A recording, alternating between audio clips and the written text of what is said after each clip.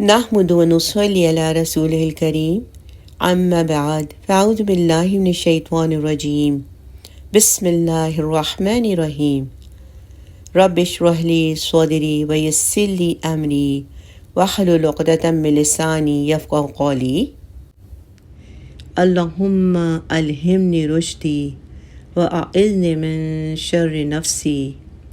اے اللہ مجھے میری سمجھ بوجھ الہام کر دے اور مجھے میرے نفس کی برائی سے بچا، آمین۔ عشرہ مبشرہ کے سلسلے میں آئیے آج جانتے ہیں سیدنا علی بن ابی طالب رضی اللہ عنہ کے بارے میں۔ نبی کریم صلی اللہ علیہ وسلم نے فرمایا، علی رضی اللہ عنہ سے محبت مومن ہی رکھتا ہے اور ان سے بغض منافق ہی رکھتا ہے۔ امیر المومنین، چوتھے خلیفہ راشد، عشرہ مبشرہ میں سے ایک شخصیت، رسول اللہ صلی اللہ علیہ وسلم کے چچا زاد بھائی اور داماد سیدنا علی بن ابی طالب رضی اللہ عنہ ہاشمی اور قریشی تھے۔ ان کے والد سردار ابو طالب مکہ کے بااثر شخصیت تھے۔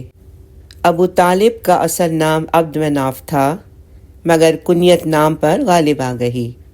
اللہ کے رسول صلی اللہ علیہ وسلم کے دادا اور سیدنا علی رضی اللہ عنہ کے دادا ایک ہی تھے۔ ان کی والدہ محترمہ سیدہ فاطمہ بنت اسد بن ہاشم بن عبد مناف تھیں۔ اس طرح والد اور والدہ دونوں ہاشمی تھے۔ سیرت نگاروں کے مطابق سیدنا علی رضی اللہ عنہ پہلے ایسے شخص ہیں جو والد اور والدہ دونوں طرف سے ہاشمی تھے۔ یہ بات یقیناً نہایت عزت اور شرف کی بات ہے۔ آپ نبی کریم صلی اللہ علیہ وسلم کو نبوت ملنے سے 10 سال پہلے مکہ مکرمہ میں پیدا ہوئے۔ آپ کا لقب حیدر، کنیت ابو الحسن اور ابو تراب تھی۔ اللہ کے رسول صلی اللہ علیہ وسلم 8 سال 2 ماہ 10 دن کے تھے کہ آپ کے دادا کا انتقال ہو گیا۔ وفات سے پہلے آپ کے دادا عبد المطلب نے آپ صلی اللہ علیہ وسلم کے چچا ابو طالب کو، جو آپ کے والد عبداللہ کے سگے بھائی تھے، آپ صلی اللہ علیہ وسلم کی کفالت کی وصیت کی۔ ابو طالب نے اپنے بھتیجے کا حق کفالت بڑی خوش اسلوبی سے نبھایا اور آپ کو نہ صرف اپنی اولاد میں شامل کیا بلکہ اس سے بھی بڑھ کر جانا۔ ان کی اہلیہ اور سیدنا علی بن ابی طالب کی والدہ سیدہ فاطمہ نے اللہ کے رسول صلی اللہ علیہ وسلم کی بچپن میں بڑی خدمت کی، دیکھ بھال اور اعلیٰ معیار کی پرورش کی۔ یہی وجہ ہے کہ اللہ کے رسول صلی اللہ علیہ وسلم ان کی بہت عزت کرتے تھے۔ اس عظیم خاتون نے اسلام کو قبول کیا اور ہجرت کا شرف حاصل کیا۔ مدینہ طیبہ میں وفات پائی۔ اللہ کے رسول صلی اللہ علیہ وسلم نے ان کے کفن کے لیے اپنی قمیض عطا فرمائی، نماز جنازہ پڑھائی، خود لحد میں اتارا اور برکت کے لیے تھوڑی دیر تک ان کی قبر میں لیٹے بھی رہے۔ سبحان اللہ۔ سیدنا علی رضی اللہ عنہ کے بچپن کے وقت سردار ابو طالب کے معاشی حالات اچھے نہ تھے، چنانچہ اللہ کے رسول صلی اللہ علیہ وسلم نے اپنے چچا کا بوجھ کم کرنے کے لیے سیدنا علی رضی اللہ عنہ کی پرورش اپنے ذمے لے لی اور ان کے بھائی سیدنا جعفر طیار رضی اللہ عنہ کو اپنی چچا عباس رضی اللہ عنہ کی سرپرستی میں دے دیا۔ اس طرح ان کا بچپن اللہ کے رسول صلی اللہ علیہ وسلم کے گھر میں گزرا۔ سیدنا علی رضی اللہ عنہ نے زمانہ جاہلیت میں بھی کبھی کسی بت کو سجدہ نہ کیا، نہ شرک کو بدعت کا ارتکاب کیا، نہ کسی بری رسم سے اپنے دامن کو آلودہ ہونے دیا۔ ان کی عمر کم و بیش 10 سال کی تھی جب اللہ کے رسول صلی اللہ علیہ وسلم پر غار حرا میں پہلی وحی نازل ہوئی۔ آپ صلی اللہ علیہ وسلم پر سب سے پہلے آپ کی زوجہ محترمہ سیدہ خدیجہ رضی اللہ عنہا ایمان لائیں۔ ان کے بعد مردوں میں سیدنا ابو بکر صدیق رضی اللہ عنہ، غلاموں میں سیدنا زین بن حارثہ رضی اللہ عنہما اور بچوں میں سیدنا علی بن ابی طالب رضی اللہ عنہ نے سب سے پہلے اسلام قبول کیا۔ جب قریش کے اکابر مجرمین نے اللہ کے رسول کو معاذ اللہ قتل کرنے کا پروگرام بنایا تو آپ کے گھر کا محاصرہ کر لیا، تو اللہ تعالیٰ نے آپ کو مدینہ منورہ ہجرت کر جانے کا حکم دے دیا۔ ان نازک لمحات میں اللہ کے رسول صلی اللہ علیہ وسلم نے سیدنا علی بن ابی طالب رضی اللہ عنہ سے فرمایا، علی تم میرے بستر پر لیٹ جاؤ اور میری سبز حضرمی چادر اوڑھ کر سو جاؤ۔ یہ چادر جنوبی یم کے علاقے حضر الموت کی بنی ہوئی تھی، اور انہوں نے کہا کہ تمہیں ان کے ہاتھوں کوئی نقصان نہیں پہنچے گا۔ اللہ کے رسول صلی اللہ علیہ وسلم یہی چادر اوڑھ کر سویا کرتے تھے۔ محاصرین نے دروازے کی جھری سے جھانک کر دیکھا تو کہنے لگے، اللہ کی قسم، یہ تو محمد صلی اللہ علیہ وسلم سوئے ہوئے ہیں، ان کے اوپر ان کی چادر موجود ہے۔ چنانچہ یہ لوگ صبح تک وہیں ڈٹے رہے۔ ادھر جب صبح ہوئی اور بستر سے سیدنا علی رضی اللہ عنہ اٹھے تو مشرکین کے ہاتھوں کے ٹوٹے اڑ گئے۔ انہوں نے سیدنا علی رضی اللہ عنہ سے پوچھا کہ محمد صلی اللہ علیہ وسلم کہاں ہیں؟ جواب دیا، مجھے کیا معلوم۔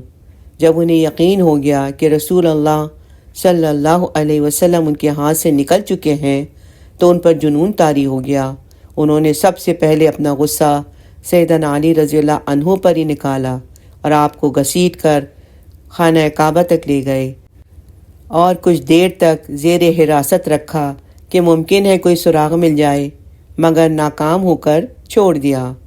پھر سیدنا علی رضی اللہ عنہ نے اللہ کے رسول صلی اللہ علیہ وسلم کی ہدایت کے مطابق لوگوں کی امانتیں واپس کیں اور 3 دن کے بعد ننگے قدم ہی مدینہ طیبہ کی طرف چل دیے۔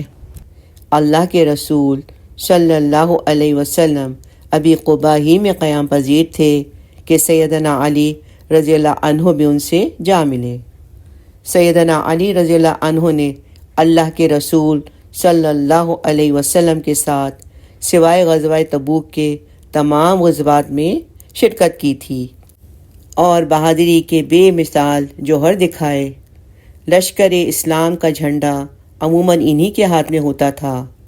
غزوہ تبوک میں چونکہ اللہ کے رسول صلی اللہ علیہ وسلم نے انہیں مدینہ میں اپنا نائب مقرر کیا تھا، اس کا ایک سبب اہل و عیال کی دیکھ بھال بھی تھا۔ منافقین نے ان پر طعنہ زنی کی تو وہ مدینہ سے نکل پڑے اور اللہ کے رسول سے جا ملے۔ عرض کیا کہ منافقین مجھے طعنہ دیتے ہیں۔ اللہ کے رسول صلی اللہ علیہ وسلم نے ان کو مدینہ واپس بھیج دیا اور فرمایا، کیا تم اس بات سے راضی نہیں کہ مجھ سے تمہیں وہی نسبت ہو جو سیدنا ہارون کو سیدنا موسیٰ علیہ السلام سے تھی، البتہ میرے بعد کوئی نبی نہیں ہے۔ غزوہ بدر سن 2 ہجری میں ہوا۔ سیدنا علی رضی اللہ عنہ اس کے ہراول دستے میں شامل تھے۔ اس وقت کے رویے اور رواج کے مطابق پہلے انفرادی جنگ ہوئی۔ مشرقین مکہ کی طرف سے ان کے 3 نامور بہادر عتبہ، شیبہ اور ولید نکلے۔ عتبہ اور شیبہ دونوں بھائی تھے اور ولید عتبہ کا بیٹا تھا۔ انہوں نے مقابلے کے لیے دعوت دی تو ان کے مقابلے میں انصاری صحابہ نکلے، تو قریشیوں نے کہا کہ آپ لوگ شریف مد مقابل ہیں، ہمیں آپ سے کوئی سروکار نہیں، ہم تو اپنے چچیرے بھائیوں کو مد مقابل دیکھنا چاہتے ہیں۔ پھر ان کے منادی نے آواز لگائی، محمد، ہمارے پاس ہماری قوم کے ہم مرتبہ لوگوں کو بھیجو۔ اللہ کے رسول صلی اللہ علیہ وسلم نے فرمایا، عبیدہ بن حارث اٹھو، حمزہ اٹھیے، علی تم بھی اٹھو۔ یہ تینوں شیر کی طرح لپکے اور ان کے قریب پہنچ گئے۔ اس کے بعد مارکہ آرائی شروع ہوئی۔ سیدنا عبیدہ رضی اللہ عنہ نے جو سب سے معمر تھے عتبہ بن ربیعہ کا مقابلہ کیا۔ سیدنا حمزہ نے شیبہ کا اور علی رضی اللہ تعالیٰ عنہ نے ولید بن عتبہ کو آڑے ہاتھوں لیا۔ سیدنا حمزہ اور سیدنا علی نے اپنے اپنے مد مقابل کو آنے واحد میں ٹھکانے لگا دیا۔ البتہ سیدنا عبیدہ رضی اللہ عنہ کو زخم لگا، بعد نے عتبہ کو بھی واصل جہنم کر دیا۔ غزوہ بدر کے مال غنیمت سے انہیں 1 ذرہ، 1 اونٹ اور 1 تلوار عطا کی گئی۔ غزوہ بدر کے بعد سیدنا علی بن ابی طالب رضی اللہ عنہ کو نہایت عظیم الشان اعزاز ملا۔ یہ اعزاز اللہ کے رسول صلی اللہ علیہ وسلم کے ساتھ رشتہ مصاہرت تھا۔ اللہ کے رسول صلی اللہ علیہ وسلم نے اپنی سب سے چھوٹی اور لاڈلی صاحبزادی سیدہ فاطمہ رضی اللہ عنہا کو ان کے عقد میں دے دیا۔ سیرت نگاروں کے مطابق آپ صلی اللہ علیہ وسلم نے ارشاد فرمایا، میں نے فاطمہ رضی اللہ عنہا کا نکاح بہترین انسان سے کیا ہے۔ جس طرح سیدنا فاطمہ رضی اللہ عنہا آپ صلی اللہ علیہ وسلم کو پیاری اور محبوب تھیں، اسی طرح مردوں میں بھی آپ کی نظر میں سیدنا علی بن ابی طالب رضی اللہ عنہ بڑا ممتاز مرتبہ رکھتے تھے۔ آپ صلی اللہ علیہ وسلم نے اپنی بیٹی کا نکاح بڑی سادگی سے کیا۔ دستور کے مطابق ولیمے کا اہتمام ہوا۔ جو کی روٹی، گوشت، کھجور اور پنیر سے ضیافت کی گئی۔ اس زمانے کے دستور کے مطابق یہ بہترین ولیمہ تھا۔ سیدنا علی رضی اللہ عنہ کے پاس ذرہ تھی، اس کو فروخت کیا گیا۔ سیدنا بلال رضی اللہ عنہ کو حکم دیا کہ بازار سے عطر اور خوشبو خرید لائیں۔ اللہ کے رسول صلی اللہ علیہ وسلم نے خود نکاح پڑھایا اور برکت کی دعا فرمائی۔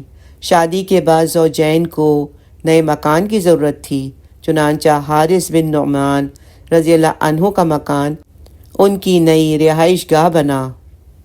سیدہ فاطمہ رضی اللہ عنہا کے بطن سے ان کے 3 بیٹے حسن، حسین اور محسن رضی اللہ عنہم اجمعین پیدا ہوئے اور 2 بیٹیاں زینب اور کلثوم رضی اللہ عنہما پیدا ہوئیں۔ جب تک سیدہ فاطمہ رضی اللہ عنہا زندہ رہیں، سیدنا علی رضی اللہ عنہ نے دوسری شادی نہ کی، لیکن آپ کی وفات کے بعد متعدد شادیاں کیں اور ان ازواج سے اولاد بھی ہوئی۔ غزوہ احد میں بھی سیدنا علی رضی اللہ عنہ نے اپنی جواں مردی اور قوت کا مظاہرہ کیا۔ وہ اللہ کے رسول صلی اللہ علیہ وسلم کے ہر اول دستے میں شامل رہے۔ سیدنا مصعب بن عمیر رضی اللہ عنہ کی شہادت کے بعد رسول صلی اللہ علیہ وسلم نے جھنڈا سیدنا علی بن ابی طالب رضی اللہ عنہ کے سپرد کر دیا۔ انہوں نے خوب جم کر لڑائی کی اور رسول صلی اللہ علیہ وسلم کو بحفاظت گھاٹی میں پہنچا دیا۔ اس موقع پر سیدنا علی رضی اللہ عنہ گئے، اپنی ڈھال میں پانی بھر لائے اور اس سے آپ صلی اللہ علیہ وسلم کے چہرے کا خون دھویا گیا اور سر پر بھی پانی ڈالا گیا۔ سیدنا علی اور سیدہ فاطمہ رضی اللہ عنہما کی ازواجی زندگی پرسکون تھی۔ اس گھرانے میں سادگی، تقوی اور اللہ عز و جل سے تعلق اور اس کا خوف پایا جاتا تھا۔ ہر حال میں اللہ کا شکر تھا۔ دونوں نے اللہ کے رسول صلی اللہ علیہ وسلم سے تربیت پائی تھی۔ ایک مرتبہ سیدنا علی رضی اللہ عنہ گھر گئے اور سیدہ فاطمہ رضی اللہ عنہا سے کوئی بات ہو گئی تو مسجد نبوی کے صحن میں آ کر لیٹ گئے۔ اللہ کے رسول صلی اللہ علیہ وسلم کو معلوم ہوا تو اپنی بیٹی کے پاس تشریف لے گئے اور پوچھا، تمہارا چچا زاد کہاں گیا؟ انہوں نے عرض کیا کہ وہ مسجد میں لیٹے ہوئے ہیں۔ اللہ کے رسول صلی اللہ علیہ وسلم مسجد میں تشریف لے گئے تو دیکھا سیدنا علی رضی اللہ عنہ زمین پر لیٹے ہوئے ہیں اور چادر اتر جانے کی وجہ سے ان کی پشت پر مٹی لگی ہوئی ہے۔ اللہ کے رسول صلی اللہ علیہ وسلم نے اپنے مبارک ہاتھوں سے اپنے داماد کے جسم سے بڑی محبت سے مٹی جھاڑ دی اور مسکراتے ہوئے فرمایا، اجلس یا ابا تراب، ابو تراب اٹھ کر بیٹھ جاؤ۔ اور ایک روایت میں ہے کہ قم ابا تراب، ابو تراب کھڑے ہو جاؤ۔ سیدنا علی رضی اللہ عنہ کو یہ لقب اتنا پسند آیا کہ اسی کو اپنا پسندیدہ ترین نام قرار دے دیا۔ غزوہ خندق شوال 5 ہجری میں پیش آیا۔ دشمن پورے عرب سے 10,000 کی فوج لے کر مدینہ طیبہ پر حملہ آور ہوا۔ مسلمانوں نے دفاع کے لیے خندق کھودی۔ خندق کافی چوڑی ہونے کے باوجود عمر بن عبد ود اور اکرمہ بن ابی جہل نسبتاً تنگ جگہ سے خندق کو عبور کرنے میں کامیاب ہو گئے۔ اکرمہ کا ساتھی عرب کا مانا ہوا شہ سوار اور بہادر تھا۔ اس نے خندق عبور کر کے مسلمانوں کو للکارا۔ وہ ان سے کہہ رہا تھا کہ کوئی ہے جو میرا مقابلہ کرے۔ اس موقع پر سیدنا علی بن ابی طالب رضی اللہ عنہ کھڑے ہوئے، عرض کیا، اللہ کے رسول اجازت دیجیے، میں اس کا مقابلہ کرتا ہوں۔ اللہ کے رسول صلی اللہ علیہ وسلم نے اجازت مرحمت فرما دی۔ سیدنا رضی اللہ عنہ اجازت ملتے ہی میدان کارساز میں اتر گئے اور آن ہی آن میں اسے کاٹ کر رکھ دیا۔ خیبر کی بستی مدینہ طیبہ سے شمال کی جانب 60 کلومیٹر کے فاصلے پر واقع ہے۔ یہودی مدینہ سے نکل کر اسی بستی میں آ بسے تھے۔ یہاں ان کے قلعے تھے۔ انہوں نے سازشوں کا میدان گرم کر رکھا تھا۔ 7 ہجری میں اللہ کے رسول صلی اللہ علیہ وسلم نے 1400 صحابہ کے ساتھ خیبر کا رخ فرمایا۔ جب وہاں پہنچے تو ارشاد فرمایا، میں کل جھنڈا ایک ایسے آدمی کو دوں گا جو اللہ اور اس کے رسول سے محبت کرتا ہے اور اللہ اور اس کا رسول بھی اس سے محبت کرتے ہیں۔ صبح ہوئی تو صحابہ کرام رضی اللہ عنہم اجمعین اللہ کے رسول صلی اللہ علیہ وسلم کی خدمت میں حاضر ہوئے۔ ہر ایک کی آرزو تھی کہ جھنڈا اسے عطا ہو۔ اللہ کے رسول صلی اللہ علیہ وسلم نے ارشاد فرمایا، علی بن ابی طالب کہاں ہیں؟ صحابہ نے عرض کیا، اللہ کے رسول، ان کی آنکھ میں تکلیف ہے۔ ارشاد فرمایا، انہیں بلاؤ۔ جب سیدنا علی رضی اللہ عنہ اللہ کے رسول صلی اللہ علیہ وسلم کے پاس حاضر ہوئے تو آپ صلی اللہ علیہ وسلم نے ان کی آنکھوں میں لعاب دہن لگایا اور دعا فرمائی۔ وہ یوں شفا یاب ہو گئے گویا انہیں کوئی تکلیف تھی ہی نہیں۔ پھر انہیں جھنڈا عطا فرمایا۔ سیدنا علی بن ابی طالب رضی اللہ عنہ مسلمانوں کی فوج لے کر اس قلعے کے سامنے پہنچے۔ یہود کو اسلام کی دعوت دی۔ انہوں نے یہ دعوت مسترد کر دی اور اپنے لیڈر مرحب کی کمان میں مسلمانوں سے مد مقابل آ کھڑے ہوئے۔ میدان جنگ میں اتر کر پہلے مرحب نے مقابلے کے لیے پکارا۔ ان کے مقابلے کے لیے سیدنا علی رضی اللہ عنہ تشریف لے گئے۔ اس وقت سیدنا علی رضی اللہ عنہ یہ اشعار کہہ رہے تھے، میں وہ آدمی ہوں کہ میری ماں نے میرا نام حیدر رکھا ہے، جنگل کے شیروں کی طرح خوفناک، میں انہیں سعا کے بدلے نیزے کی ناپ پوری کر کے دوں گا۔ اس کے بعد مرحب کے سر پر اس زور سے تلوار ماری کہ مرحب وہیں ڈھیر ہو گیا۔ اس طرح سیدنا علی رضی اللہ عنہ کے ہاتھوں یہ قلعہ فتح ہوا۔ اللہ کے رسول صلی اللہ علیہ وسلم اس دنیا سے اس حالت میں رخصت ہوئے کہ وہ اپنے چچیرے بھائی اور داماد سیدنا علی بن ابی طالب رضی اللہ عنہ سے بہت خوش اور راضی تھے۔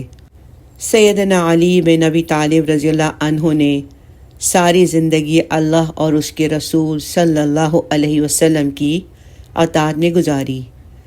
حجۃ الوداع کے موقع پر سیدنا علی بن ابی طالب رضی اللہ عنہ یمن کے ایک علاقے کے والی تھے۔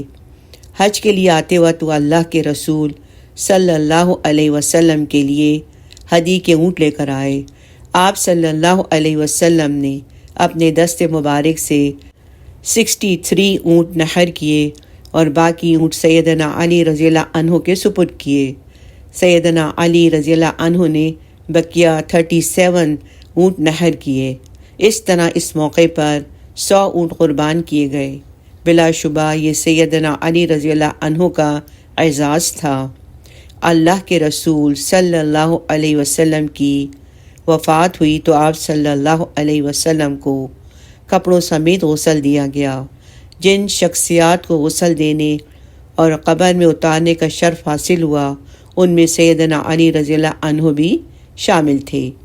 سیدنا ابو بکر صدیق رضی اللہ عنہ کی خلافت کے شروع دن ہی سے وہ ان کے ساتھ پورا تعاون کرتے رہے۔ مرتدین کی طرف سے مدینہ پر حملے کا خطرہ پیدا ہوا تو سیدنا ابو بکر صدیق رضی اللہ عنہ نے دیگر اکابر صحابہ رضی اللہ عنہم کے ساتھ ان کو بھی مدینہ کے بیرون شہر سے آنے والے راستوں کی حفاظت کے لیے بھیجا۔ سیدنا علی رضی اللہ عنہ ان کے دور میں مشیر خاص تھے۔ ملکی مسائل میں خلیفہ وقت کو ان کا مکمل تعاون حاصل رہا۔ یہ سلسلہ سیدنا عمر فاروق رضی اللہ عنہ کے دور میں بھی جاری رہا۔ دونوں ایک دوسرے کی بے حد عزت کرتے تھے۔ باہمی محبت کا یہ عالم تھا کہ انہوں نے اپنے ایک بیٹے کا نام عمر رکھا۔ خلافت عثمانی میں بھی حسب سابق انہوں نے خلیفہ وقت کے ساتھ اپنے بھرپور تعاون کا سلسلہ جاری رکھا۔ ان کی امامت میں نمازیں ادا کیں، ملکی مسائل اور مہمات میں صاحب مشورہ رہے۔ ان کی طرف سے بیت المال کے وظائف اور مال غنیمت کے حصے وصول کیے۔ سیدنا عثمان رضی اللہ عنہ کے خلاف بغاوت ہوئی تو اسے ختم کرنے کے لیے انہوں نے اپنا پورا اثر و رسوخ استعمال کیا۔ اس سے زیادہ کیا ہو سکتا تھا کہ باغیوں نے جب سیدنا عثمان رضی اللہ عنہ کے گھر کا محاصرہ کر لیا تو اپنے صاحبزادوں سیدنا حسن اور سیدنا حسین رضی اللہ عنہما کو سیدنا عثمان کی حفاظت اور معاونت پر مامور کیا۔ یہ دونوں صاحبزادے شمشیر بکف ہو کر ان کے دروازے پر پہرا دیتے رہتے اور باغیوں کو اندر نہ جانے دیا۔ سیدنا علی رضی اللہ عنہ نے جن حالات میں خلافت سنبھالی وہ بڑا کٹھن اور مشکل ترین وقت تھا۔ سیدنا عثمان رضی اللہ عنہ کو شہید کر کے باغی اپنے ناپاک ارادوں میں کامیاب ہو چکے تھے۔ اہل مدینہ کی پرزور اپیل پر وہ خلافت سنبھالنے پر آمادہ ہو گئے، ورنہ خلافت کے وہ خواہش مند نہ تھے۔ انہوں نے پہلے دن منبر پر خطبے میں ارشاد فرمایا تھا، حضرات میں علل اعلان کہتا ہوں کہ یہ خلافت تمہارا حق ہے جس کے سپرد تم کرو، اس کے سوا اور کسی کو اس پر حق نہیں ہوگا۔ سیدنا علی رضی اللہ عنہ کا دور حکومت زیادہ لمبا نہیں تھا۔ سارے کبار صحابہ رضی اللہ عنہم کی طرح وہ بھی بڑے عابد، زاہد اور متقی تھے۔ ان کے زمانے میں اسلامی سلطنت خانہ جنگی کا شکار رہی، اس لیے بیرونی فتوحات کا سلسلہ رک گیا۔ تاہم خود مختار عدالت عالیہ عہد خلافت راشدہ میں ایک ایسا ادارہ رہا جس پر فرزندان اسلام فخر کر سکتے ہیں۔ خلیفہ وقت کو بھی بعض اوقات قاضی کے ہاں پیشی بھگتنی پڑتی تھی۔ سیدنا علی رضی اللہ عنہ کی خلافت کا زمانہ 4 سال 9 ماہ پر محیط تھا۔ یہ سارا عرصہ کم و بیش آپس کی لڑائیوں اور خارجیوں سے مقابلہ کرنے میں گزر گیا۔ خارجیوں کا فتنہ اس دور کا سب سے بڑا فتنہ تھا۔ یہ گروہ اپنے علاوہ کسی کو مسلمان نہیں سمجھتا تھا۔ اپنی انتہا پسندی کی تحریک میں یہ لوگ سب سے بڑی رکاوٹ 3 اشخاص کو سمجھتے تھے: سیدنا علی، سیدنا امیر معاویہ اور سیدنا عمر بن عاص رضی اللہ عنہم اجمعین۔ ایک دن اس قوم کے 3 بدبخت اکٹھے ہوئے۔ انہوں نے طے کیا کہ ان تینوں کو ایک ہی دن فجر کی نماز کے وقت مسجد میں شہید کر دیا جائے۔ چنانچہ انہوں نے تاریخ طے کر لی اور اپنے اپنے ہدف کی طرف چل دیے۔ سیدنا علی رضی اللہ عنہ کوفہ میں تھے، امیر معاویہ رضی اللہ عنہ دمشق میں اور عمر بن عاص رضی اللہ عنہ مصر میں۔ عمر بن عاص رضی اللہ عنہ اس دن فجر کی نماز کے لیے نہ جا سکے۔ ان کی جگہ خارجہ بن ابی حبیب نے نماز پڑھائی تو انہیں شہید کر دیا گیا۔ امیر معاویہ رضی اللہ عنہ نماز پڑھانے کے لیے آئے تو ان پر قاتلانہ حملہ کیا گیا، مگر زخم کاری نہ تھا، اس لیے آپ بھی بچ گئے۔ مگر سیدنا علی رضی اللہ عنہ کے قاتل عبد الرحمن بن ملجم نے، جو دنیا کا سب سے بدبخت اور شقیق القلب انسان تھا، فجر کی نماز کے وقت سیدنا علی رضی اللہ عنہ پر حملہ کیا۔ آپ شدید زخمی ہو گئے۔ قاتل کو گرفتار کر لیا گیا۔ سیدنا علی رضی اللہ عنہ کو اطلاع دی گئی۔ آپ نے اپنے دونوں بیٹوں حسن اور حسین رضی اللہ عنہما سے فرمایا کہ اسے قید رکھو مگر اذیت نہ دو، اگر میں زندہ رہا تو خود دیکھوں گا کہ معاف کروں یا کوئی سزا دوں، ہاں اگر میں فوت ہو جاؤں تو اس کو مار ڈالنا۔ پھر آپ نے فرمایا اے بنی عبد المطلب، میں مسلمانوں کا خون نہیں کرانا چاہتا، خبردار سوائے میرے قاتل کے اور کسی کو نہ ماننا۔ اے حسن آگاہ رہو کہ میرے قاتل کے ٹکڑے ٹکڑے نہ کرنا۔ آپ رضی اللہ تعالیٰ عنہ کی شہادت 17 رمضان المبارک 40 ہجری کو ہوئی۔ شہادت کے بعد سیدنا حسن رضی اللہ عنہ نے مجرم کو جیل سے نکالا اور اسے قتل کر دیا۔ سیدنا علی رضی اللہ عنہ کی قبر کے بارے میں مختلف روایات ہیں کہ ان کو کس جگہ دفن کیا گیا۔ کچھ مورخین کا خیال ہے کہ انہیں کوفہ میں ہی دفن کیا گیا۔ بارک اللہ لی و لکم وآخر دعوانا ان الحمد للہ رب العالمین وصلی اللہ تعالی علی خیر خلقہ سیدنا محمد وآلہ وصحبہ اجمعین وسلم تسلیما کثیرا کثیرا آمین۔